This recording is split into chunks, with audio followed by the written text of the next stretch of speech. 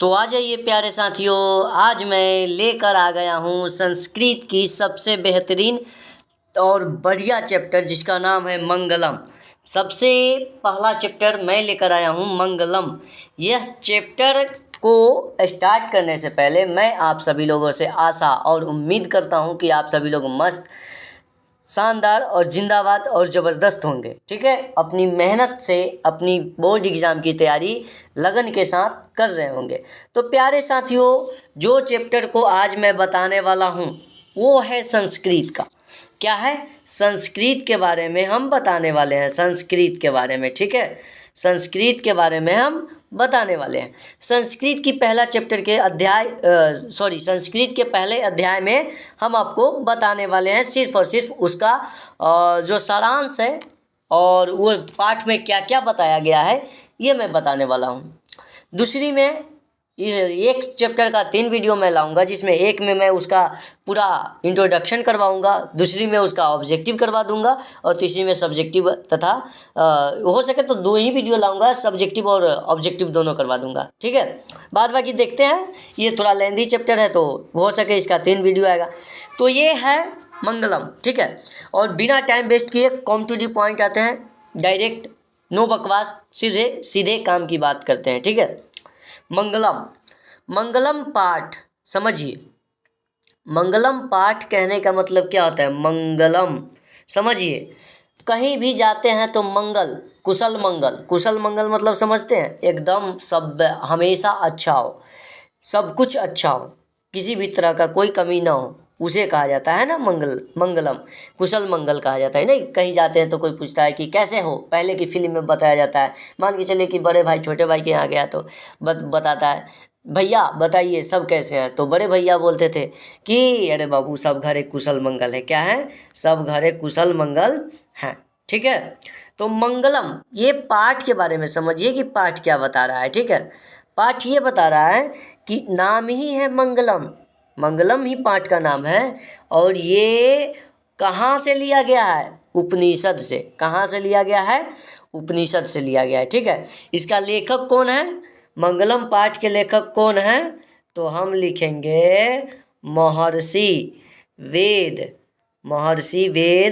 व्यास जी। मंगलम पाठ के लेखक कौन है? महर्षि वेद व्यास जी। मंगलम पाठ के लेखक कौन है? महर्षि वेद व्यास जी। मंगलम पाठ के लेखक कौन है? महर्षि वेद व्यास जी। मंगलम कहाँ से लिया गया है?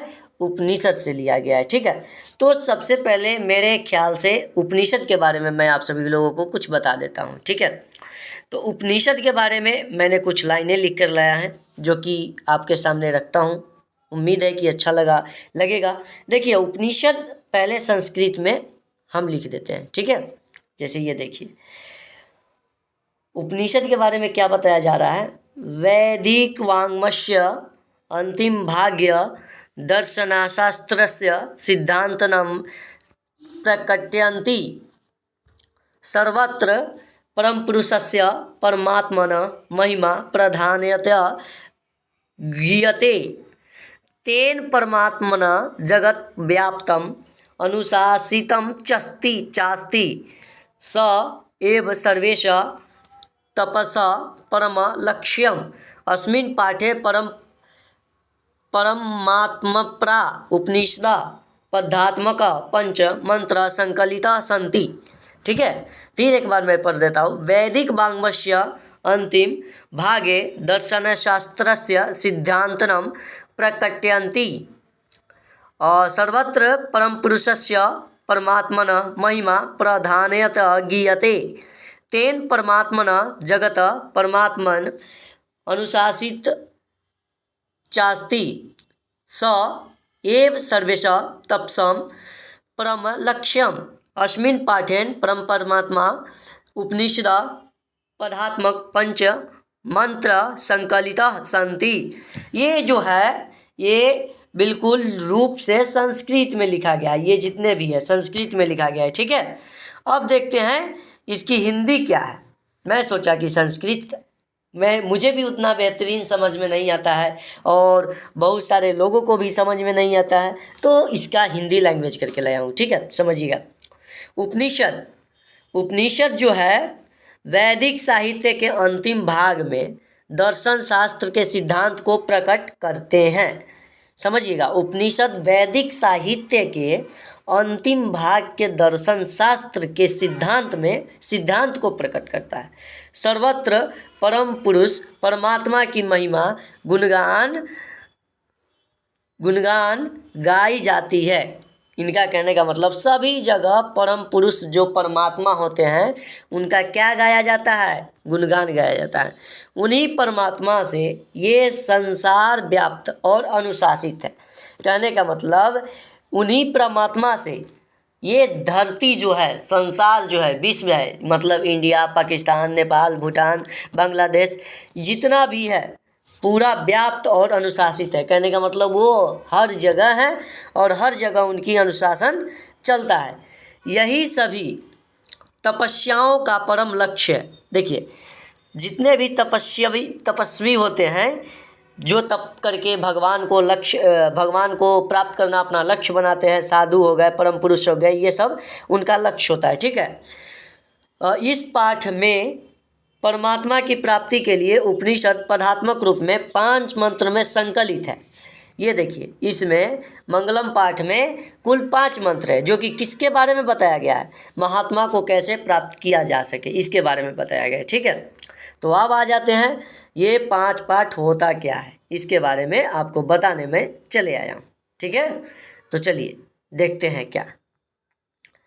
मंगलम पाठ में 5 मंत्र है। सभी मंत्र उपनिषद से लिया गया है। ये तो आपको पता ही होगा कि मंगलम पाठ में 5 मंत्र है। सभी मंत्र जो है कहाँ से लिया गया है? उपनिषद से लिया गया है।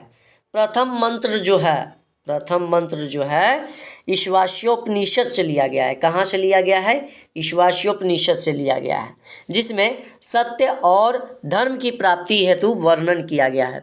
प्रथम मंत्र में ऑब्जेक्टिव आएगा कि किसकी चर्चा की गई है, तो सत्य धर्म की प्राप्ति हेतु वर्णन किया गया, यानी सत्य धर्म की प्राप्ति के लिए प्रथम मंत्र यानी ईशावास्योपनिषद में चर्चा किया गया है। दूसरी श्लोक जो है कंठोपनिषद से है, जिसमें आत्मा का महत्व का वर्णन किया गया है। समझिएगा, इसको याद रखिएगा। कंठोपनिषद कहता है ना कि कंठ दाब देगा तो आत्मा निकल जाएगा। कहने का मतलब ट्रिक याद रखिएगा। कंठोपनिषद में किसकी चर्चा की गई है? आत्मा की। कंठोपनिषद में किसकी चर्चा की गई है? आत्मा की। कंठोपनिषद किसमें है? द्वितीय श्लोक में है। किसमें है?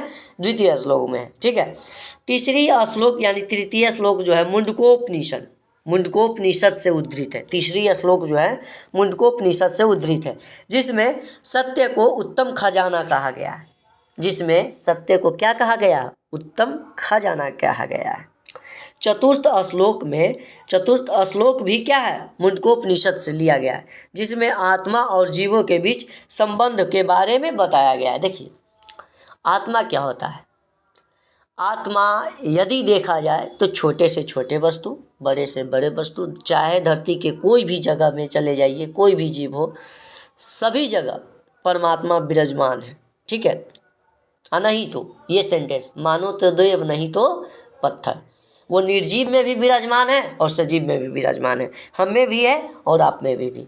ठीक है, तो इसलिए ये आत्मा और जीव के बीच के संबंध को बारे में चतुर्थ श्लोक बताता है। ठीक है, पंचम श्लोक जो है श्वेतासोपनिषद से है। क्या है? श्वेतासोपनिषद से लिया गया है, जिसमें वेद स्वरूप परम पिता परमेश्वर के विषय में कहा गया है।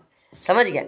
कहने का मतलब श्वेतासोपनिषद से लिया गया है, जिसमें वेद के स्वरूप परम पिता यानी परम के पिता जो होता है परमेश्वर, उनके बारे में कुछ कहा गया है। ठीक है, तो हमें लगता है कि ये सभी समझ गए होंगे। जैसे समझिए, प्रथम मंत्र में क्या है? ईशावास्योपनिषद से लिया गया है, जिसमें क्या है? सत्य और धर्म की प्राप्ति के लिए बताया गया है। दूसरी में कंठोपनिषद से, जिसमें आत्मा के बारे में बताया गया। तीसरी में मुंडकोपनिषद से बताया गया है, जिसमें सत्य को बारे में खजाना बताया गया है। चतुर्थ श्लोक में मुंडकोपनिषद से लिया गया है, जिसमें आत्मा और जीव के बीच को क्या किया है? रिलेशन को दर्शाया, यानी संबंध को दर्शाया। पंचम श्लोक जो है श्वेतासोपनिषद से लिया गया है, जिसमें परम पिता परमेश्वर के बारे में बताया गया है। ठीक है, उपनिषद के बारे में मैं बता ही दिया कि उपनिषद वैदिक साहित्य के अंतिम भाग के दर्शन शास्त्र के सिद्धांत को प्रकट करते हैं। सर्वत्र परम पुरुष परमात्मा की महिमा का गुणगान गाई जाती है। उन्हीं परमात्मा के से ये सारा संसार व्याप्त और अनुशासित है। यही सभी तपस्याओं को परम लक्ष्य है। इसी पाठ में परमात्मा की प्राप्ति उपनिषद पदात्मक रूप 5 मंत्र में संकलित है। ठीक है, 5 मंत्र में हम पहला मंत्र आपको बताने वाले हैं। ठीक है, पहला मंत्र ध्यान से सुनिएगा क्या लिखा गया है। पहला मंत्र ईशावास्योपनिषद से लिया गया है। ठीक है, जिसमें हम ये भी लिख दिए हैं कि सत्य के बारे में बताया गया है। किसके बारे में? सत्य के बारे में। याद रखिएगा, सत्य के बारे में बताया गया है। ठीक है, सत्य के बारे में क्या बताया गया है ये सुनिए। ठीक, हिरण्मयेन पात्रेण सत्य सेपीतम मुखम। कहने का मतलब हिरण्मयेन पात्रेण सत्य आपिहितम मुखम तत्वम पुष्पिपानु सत्य धर्माते दृष्टयते। ठीक है, हिरण्मयेन पात्रेण सत्य आपिहितम मुखम तत्व पुष्पावृनु सत्य धर्मायते दृष्टयते। इसका हिंदी क्या होगा? हिंदी अर्थ मैंने लिख कर लाया है। ठीक है, हे सूर्य, सत्य का मुख यानी मुंह सोने के पात्र से ढका हुआ है। यह मंत्र का यह अर्थ है कि हे सूर्य, सत्य का मुख यानी मुंह जो है सोने का पात्र से ढका हुआ है। इसलिए सत्य धर्म की प्राप्ति के लिए कृपया उस पात्र को हटा दीजिए। ठीक है, समझिए। जैसे इसका कहने का मतलब समझिए, सत्य का मुंह जो है सोने का पात्र से कैसे ढका हुआ है? तो इस सोने के पात्र से सत्य का मुंह ढका हुआ है। हमको अभी समझाते हैं। जैसे देखिए, आप गए, किसी लड़ाई झगड़ा हुआ, कोर्ट में गए। ठीक है, अब वो जो वकील है सच बताने के लिए वो सच तो बोलेगा, बट उसको झूठ दर्शाने के लिए आप एकदम पैसा रख दीजिए, एकदम वो सत्य बोल ही नहीं सकता है। और वकील जो बोलेगा वो जज करेगा, क्योंकि जज को एक ही विद्या दी जाती है, एक ही ज्ञान दी जाती है कि आपको गलत सबूत मिले या सही सबूत मिले। कहने का मतलब गलत हो या सही हो, आप सबूत के आधार पर ही काम कर सकते हैं। ठीक है, यदि विदाउट सबूत क्या है तो आपके ऊपर भी FIR हो सकता है। तो इसलिए सत्य का मुंह जो है किससे ढका हुआ है? स्वर्णेन पात्रेन से ढका हुआ है, यानी सोने के पात्र से ढका हुआ है। किस चीज़ से ढका हुआ है? सोने के पात्र से ढका हुआ है। ठीक है, अब समझ में आ गया होगा। सोने के पात्र करने का मतलब रुपया, धन दौलत, कहीं भी जाइए, थाना में जाइए केस करने के लिए, आप सच बताइएगा, नहीं लिखेगा 5,000 दीजिए, तुरंत केस लिख लेगा। ठीक है, तो ये समझ गए होंगे। ठीक, दूसरी मंत्र जो है ये कंठोपनिषद यानी आत्मा के बारे में लिखा गया है। तो आत्मा के बारे में समझते हैं। ठीक, क्या बताया जा रहा है समझिए ध्यान से। अर्णोन्यान महतो मह्यान आत्मस्य जंतोर्निहित गुहायाम तम कृतो पश्यति वित्तिशोके धातु प्रसादनम हिमान्मात्रम। ठीक है, समझिएगा। हिंदी अर्थ क्या है? सूक्ष्म से सूक्ष्म, सूक्ष्म से सूक्ष्म और महान से महान प्राणी के हृदय रूपी गुफा में निवास करती है।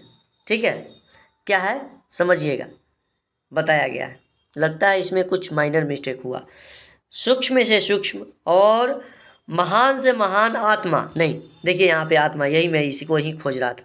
सूक्ष्म से सूक्ष्म और महान से महान आत्मा प्राणी के हृदय रूपी गुफा में निवास करती है, जिसका रहस्य जानने वाले महान विद्वान पुरुष शोक रहित यानी दुख मुक्त हो जाते हैं। शोक रहित कहने का मतलब उसको कोई चीज़ का टेंशन नहीं होता, किसी भी तरह का चिंता और किसी भी तरह का भय नहीं होता है, क्योंकि वो आत्मा को समझ लेते हैं। ठीक है, अब अगली लाइन में देखते हैं क्या लिखा गया है। ठीक है, देखिए प्यारे साथियों, इससे पहले मैं आपको बता देना चाहता हूँ कि यह जो चैनल है एक एजुकेशन चैनल है। ठीक है, और जब तक आप लोग इसको सपोर्ट नहीं कीजिएगा तब तक हम लोग ऐसे ही वीडियो लाएंगे, कुछ प्रॉफिट होने वाला है नहीं। मैं अपने आप में संघर्ष कर रहा हूँ, आप सभी लोगों से रिक्वेस्ट कर रहा हूँ, हाथ जोड़कर रिक्वेस्ट कर रहा हूँ कि प्लीज़ एक लाइक कर दीजिए, एक सब्सक्राइब कर दीजिए और अपने दोस्तों में शेयर कर दीजिए। देखिए, ये मैं इसलिए बोलता हूँ क्योंकि मैं आपके लिए दिन रात एक करता हूँ, मेहनत करता हूँ भाई। आपको लगता है कि ऐसे ही वीडियो लेके चलाता है, पता है कितना कंटेंट हमको रेडी करना पड़ता है। मैं 3 बार देखता हूँ, 3 बार किताब पढ़ता हूँ, तब 10 मिनट 15 मिनट के वीडियो लेकर आता हूँ। तो प्यारे साथियों, बस एक बार मेरी बात को, हमें लगता है कि समझ गए होंगे और मेरी बात को समझेंगे। कम से कम मेरी वीडियो से यदि थोड़ा भी मदद मिला होगा तब कीजिएगा। यदि मेरे वीडियो से मदद नहीं मिला तो फिर कोई मकसद बनता नहीं है शेयर लाइक सब्सक्राइब करने के लिए। काहे करेगा भाई? जब किसी को लाभ होगा तब तो वो कुछ करेगा ना। और जब आपको कुछ हुआ नहीं तो कुछ नहीं करना है, कुछ नहीं, नोथिंग। ओके, आना है, देख के निकल जाना, बात खत्म। देखिए क्या बताया गया है, ये जो है किसके बारे में बताया गया? मुंडकोपनिषद, जो कि सत्य के बारे में बताया गया है। ठीक है, क्या बताया गया? सत्यमेव जयते नानिरतम। देखिए, सत्यमेव जयते, भारत के बड़ा बड़ा जहाँ भी चल जाइए, ऑफिस जो भी है, कोर्ट में देखिएगा सत्यमेव जयते लिखा रहता है। कहने का मतलब हमेशा सत्य की जीत होती है। क्या होती है? हमेशा सत्य की जीत होती है, इसलिए लिखा गया सत्यमेव जयतम नानृतम। ठीक है, सत्येन प्रथा विततो देवयान या क्रेन मंत्रिस्यो हित्यात्मा यत्र तत्र सत्यस्य पर निधनम। इसका हिंदी क्या है? हमेशा सत्य की जीत होती है, ना कि असत्य की। देखिए, असत्य जो है कभी तक, कुछ दिन तक जागरूक हो सकती है, कुछ दिन तक उसका चलती रहता है, लेकिन जीत जो होती है हमेशा सत्य की होती है। समझ में आया? सत्य से ही देवलोक का रास्ता यानी मार्ग खुलता है। सभी ऋषि मुनि लोग सत्य के मार्ग पर चल के देवलोक को प्राप्त कर लेते हैं। समझिएगा, कहने का मतलब इससे हमको क्या सीख मिला कि हमेशा हमको सत्य बोलना चाहिए, कोई भी काम गलत नहीं करना चाहिए, सत्य करना चाहिए। ठीक है, हमेशा सही काम ही करना चाहिए। इससे हम क्या रहेंगे? भगवान से जुड़े रहेंगे। ठीक है, ये बताया गया है। उसके बाद अगला मंत्र क्या है? मुंडकोपनिषद से लिया गया है। अगला मंत्र जो है मुंडकोपनिषद से लिया गया है। ठीक है, इसमें क्या बताया गया है? ब्रह्म विद्या का परम रहस्य। मुंडकोपनिषद में ब्रह्म विद्या का परम रहस्य के बारे में बताया गया है। यथा नद्य स्नादयमान समुद्रे स्न गच्छन्ति नामे रूपे विहाय तथा विद्वानम नाम रूपदम मुक्त परम परमत्व पुरुष मुपैति दिव्यम। इसका हिंदी क्या होता है समझिएगा। हिंदी अर्थ क्या है? जैसे नदियाँ अपना वास्तविक नाम और रूप छोड़कर समुद्र में विलीन हो जाती है, अर्थात मिल जाती है, ठीक उसी प्रकार सभी विद्वान पुरुष अपना वास्तविक नाम और रूप को त्याग कर दिव्य पुरुष अर्थात ब्रह्म को प्राप्त कर लेते हैं। समझिएगा, दिव्य पुरुष किसको कहा जाता है? ब्रह्म को। दिव्य पुरुष ब्रह्मा को कहा जाता है। और जितने भी विद्वान लोग होते हैं वे नाम बताया गया है कि जैसे नदियाँ जो होती है अपना नाम और रूप छोड़ करके समुद्र में कैसे विलीन हो जाती है। नदी तालाब ये सब को पानी जो होता है जब तक समुद्र में टच नहीं करता है तब तक वो क्या होता है? नदी का ही पानी रहता है। लेकिन जैसे ही समुद्र में टच कर जाता है उसको क्या कहा जाता है? समुद्री जल कहा जाता है। वैसे ही विद्वान पुरुष जो है अपना नाम और रूप को छोड़कर परम पुरुष ब्रह्म को प्राप्त कर लेते हैं। ठीक है, श्वेताश्व क्या है? ये तो लगता है दूसरा। श्वेताश्व उपनिषद का अर्थ यह है कि उपनिषद योग, ध्यान और परमात्मा के ज्ञान केंद्रित करता है, जिसमें आत्मा को कोई ईश्वर से जोड़ने के लिए शारीरिक और मानसिक साधना पर जोर दिया गया है। ठीक है, ये इसके बारे में बताया गया है। यो मतलब कि पहले हम इसको लिख दिए क्या? चलिए, थोड़ा सा गलत हो गया, सॉरी। श्वेताश्वोपनिषद श्वेताश्वर उपनिषद में बताया गया है वेदा हमेन्तम पुरुषम महानतम आदि त्वर्णम तमस्यम परसत्तात तमेम विद्यति मृत्युमेति नान्यम परंथ विद्यते अस्नान्य। हिंदी में अर्थ है, मैं अज्ञानी हूँ तथा अन्य विद्वान मैं अज्ञानी हूँ तथा अन्य विद्वान हैं, ऐसे महान लोग समझते हैं। महान लोग क्या समझते हैं कि मैं अज्ञानी हूँ और सभी लोग जो अन्य लोग हैं विद्वान हैं। लेकिन यहाँ बउआ रे समझिएगा, थोड़ा सा भी ज्ञान होता है, ले ज्ञान हाँकने लगा, लिंग हाँकने लगा। नहीं समझते हैं कहानी, अधछल गगरी छलकत जाए, समझ गए। जिसके पास थोड़ा भी ज्ञान हो जाता है उसको देखिएगा बिना बताए बोल दिया। जहाँ पे 10 आदमी हो जो बढ़िया, उससे ना भी पूछिएगा ना, बिना काम के बोल देगा, बिना काम के, कोई काम भी नहीं है फिर भी टपक जाएगा बीच में, ठीक है। ऐसा बात बोलेगा ना, ऐसा बात जो कि एकदम गुस्से भरेगा। इसलिए एक कहावत है, याद रखिएगा, संस्कृत पढ़ाते हैं इसलिए मैं बोल दिया हूँ। ऐसी बानी बोलिए मन का आपा खोए, ऐसी बानी बोलिए मन का आपा खोए, औरन को शीतल करे आपहूँ शीतल होए। समझ गए। तो कभी भी बोलना है, अपनी वाणी में मिठास लाइए, अपनी वाणी से ही क्या बोलता है अपनी बिहेवियर, आदत को सुधारिए। जब आप देखिए पढ़ाई में कहा जाता है आप सब कुछ भूल जाओ, हिंदी, संस्कृत, इंग्लिश, साइंस, कॉस, टेंस, कौची बोलता है जी, विज्ञान, पूरा सब्जेक्ट भूल जाओ, ठीक है। लेकिन शिष्टाचार मत भूलो। जिस दिन तुम स्टूडेंट हो, खूब पढ़े लिखे हो और शिष्टाचार भूल गए तो समझना कि तुम्हारा सारा पढ़ाई जो है व्यर्थ है। इसलिए सब कुछ भूल जाओ एजुकेशन में, लेकिन शिष्टाचार मत भूलो। आजकल के लड़का पढ़ाई तो भूलते ही हैं, साथ साथ शिष्टाचार भी भूल गए, ठीक है। वैसे मैं तो आजकल का ही हूँ, लेकिन मुझे लगता है कि और सबसे ये सब मैटर में मैं कुछ हद तक सही हूँ, ठीक है। चलिए कम टू दी पॉइंट, ज़्यादा बकवास नहीं करते हैं। तो ये है, मैं अज्ञानी हूँ तथा अन्य विद्वान ऐसे अन्य विद्वान हैं, ऐसा महान लोग समझते हैं और ऐसा समझकर ही मृत्यु को पार कर लेते हैं। वे जानते हैं कि संसार रूपी सागर को पार करने का इससे अच्छा मार्ग कोई नहीं है। वो कहते हैं कि यदि इस रास्तों को आपने नहीं अपनाएगा तो फिर इससे अच्छा कोई मार्ग नहीं है, ठीक है। तो ये मैं आपको 5 मंत्र के बारे में बता दिया, ठीक है।